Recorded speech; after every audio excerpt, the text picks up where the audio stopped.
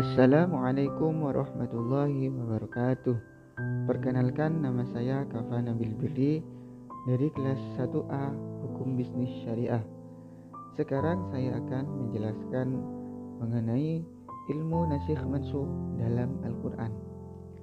Secara lughawi, terdapat 4 makna nasikh yang sering diungkapkan oleh para ulama, yaitu yang pertama izalah, menghilangkan; yang kedua tabdil, penggantian; yang ketiga tahwil, memalingkan; dan yang keempat naql, memindahkan dari satu tempat ke tempat lain.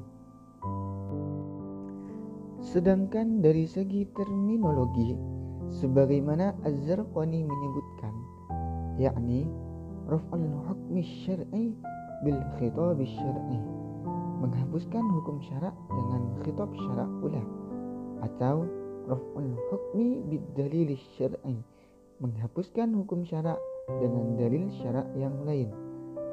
Istilah menghapuskan dalam definisi ini yaitu terputusnya hubungan hukum yang dihapus dari seseorang mukallaf, dan bukan terhapusnya substansi hukum itu sendiri. Sementara itu, Quraisy Shihab menyatakan bahwa di antara ulama-ulama mutaqaddimin dan mutaakhirin tidak sepakat dalam memberikan pengertian secara terminologi. Ulama-ulama mutaqaddimin bahkan memperluas arti nasakh hingga mencakup pembatalan hukum yang ditetapkan oleh hukum yang ditetapkan kemudian, pengecualian hukum yang bersifat umum oleh hukum yang spesifik yang datang kemudian, penjelasan susulan terhadap hukum yang bersifat ambigius, dan penetapan syarat bagi hukum yang datang kemudian guna membatalkan atau merebut ataupun menyatakan berakhirnya masa berlakunya hukum yang terdahulu. Selanjutnya, mengenai pendapat ulama tentang teori nasikh mansukh dalam Al-Quran. Segolongan ulama ada yang mendukung adanya teori nasikh mansukh ini, namun segolongan yang lain ada pula yang menolak teori ini. Pertama, kelompok ulama yang mendukung adanya nasikh mansukh. Salah satu ayat yang menjadi basis pengembangan teori nasikh mansukh dalam Al-Quran, yakni dalam surat Al-Baqarah ayat 106. A'udzu billahi minasyaitonir rajim. Bismillahirrahmanirrahim. Ma nasakh min ayatin aw nunsiha na'ti bi khairin minha aw misliha. Alam ta'lam anna Allah ala kulli syai'in qadir. Ayat mana saja yang kami nasakhkan atau kami jadikan manusia lupa kepadanya, kami datangkan yang lebih baik daripadanya atau yang sebanding dengannya. Tidakkah kamu mengetahui bahwa sesungguhnya Allah Maha Kuasa atas segala sesuatu? Ayat tersebut dijadikan dasar nakli bagi mayoritas ulama yang mendukung adanya teori nasikh mansukh dalam Al-Quran. Mayoritas ulama menetapkan ayat-ayat yang termasuk nasikh dan mansukh tetap berlaku. Akan tetapi, segi hukum yang berlaku menyeluruh sampai waktu tertentu tidak dapat dibatalkan kecuali oleh syarak. Jadi, menurut mereka, nasikh mansukh bisa diterima oleh akal dan telah terjadi dalam hukum syarak sesuai dalil tersebut. Kedua, ulama yang menolak teori nasikh mansukh dalam Al-Quran, sebagaimana Abu Muslim Al-Asfahani menyatakan bahwasanya dalam Al-Quran tidak dapat dinasakh. Hukum-hukum yang dibawa Al-Quran bersifat abadi dan universal. Lebih lanjut, beliau mengemukakan pendapatnya, yaitu suatu hukum yang ditetapkan oleh Allah Subhanahu wa Ta'ala adalah karena adanya maslahat atau mafsadat pada sesuatu yang dikenai hukum itu. Sesuatu yang mengandung maslahat tidak mungkin beralih menjadi mafsadat. Kalam itu bersifat qadim dalam arti telah ada sejak dahulu.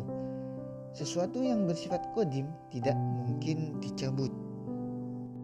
Berdasarkan kejelasan dan cakupannya, nasakh dalam Al-Quran dibagi menjadi 4 macam. Yang pertama, nasakh sori.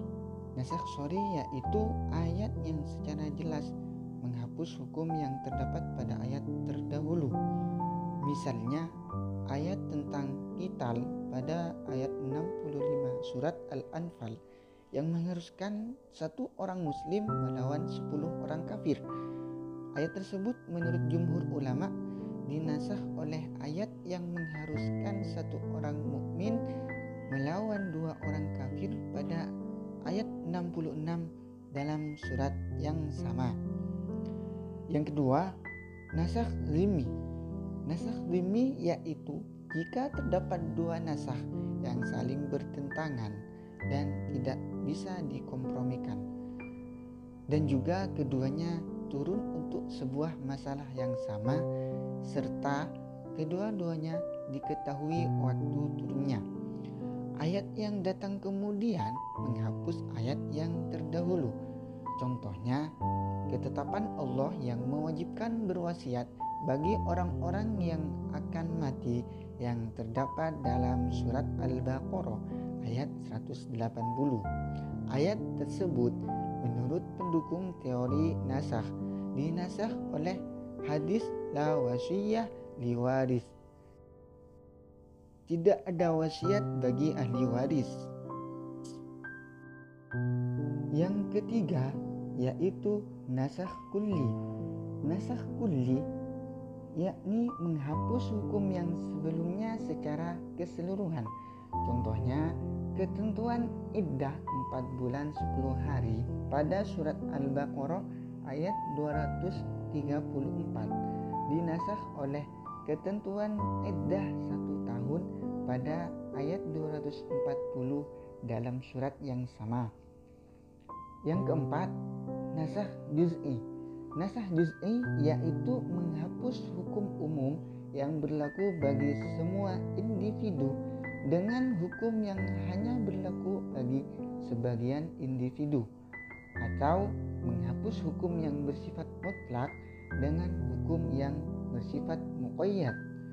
Contohnya, hukum cambuk 80 kali bagi orang yang menuduh seorang wanita tanpa adanya saksi pada surat An-Nur ayat 4 dihapus oleh ketentuan li'an, yaitu bersumpah 4 kali dengan nama Allah jika si penuduh itu suami yang tertuduh. Ketentuan ini terdapat pada ayat 6 dalam surat yang sama. Adapun manfaat mempelajari nasakh dan mansukh dalam Al-Quran secara terperinci yakni sebagai berikut. Yang pertama, memelihara kepentingan hamba dan kemaslahatan hamba. Yang kedua, cobaan dan ujian bagi orang mukallaf untuk mengikutinya atau tidak. Yang ketiga, perkembangan tasyri' menuju tingkat sempurna sesuai dengan perkembangan dakwah dan perkembangan kondisi umat manusia. Yang keempat, menghendaki kebaikan dan kemudahan bagi umat. Sebab jika nasakh itu beralih ke hal yang lebih berat, maka di dalamnya terdapat tambahan pahala. Namun jika beralih ke hal yang lebih ringan, maka ia mengandung kemudahan dan keringanan. Yang kelima, menunjukkan bahwa syariat Islam yang diajarkan Rasulullah adalah syariat yang paling sempurna yang telah menghapus syariat-syariat dari agama sebelumnya, karena syariat Islam telah mencakup ajaran-ajaran sebelumnya. Yang keenam, untuk menguji umat Islam dengan perubahan hukum. Apakah dengan perubahan ini mereka masih taat atau sebaliknya? Yang ketujuh, agar pengetahuan tentang hukum tidak menjadi kacau dan kabur. Sebagaimana Al-Marawi lebih mempertegas, yakni mengemukakan hikmah adanya nasakh mansukh dalam Al-Quran. Beliau menyatakan bahwasanya hukum-hukum tidak diundangkan kecuali untuk kemaslahatan manusia, dan hal ini dapat berubah atau berbeda akibat perbedaan waktu dan tempat. Sehingga apabila ada suatu hukum yang diundangkan pada suatu waktu karena adanya kebutuhan tersebut, maka hal ini merupakan suatu tindakan kebijaksanaan apabila ia dinasakh dan diganti dengan hukum yang sesuai dengan kebutuhan berikutnya. Dengan demikian, maka akan menjadi lebih baik dari hukum semula, atau setidaknya sama dengan hukum yang dinasakh dari segi manfaatnya bagi hamba-hamba Allah. Demikian, hanya ini yang dapat saya sampaikan mengenai teori nasikh mansukh dalam Al-Quran. Kurang lebihnya mohon maaf. Wassalamualaikum warahmatullahi wabarakatuh.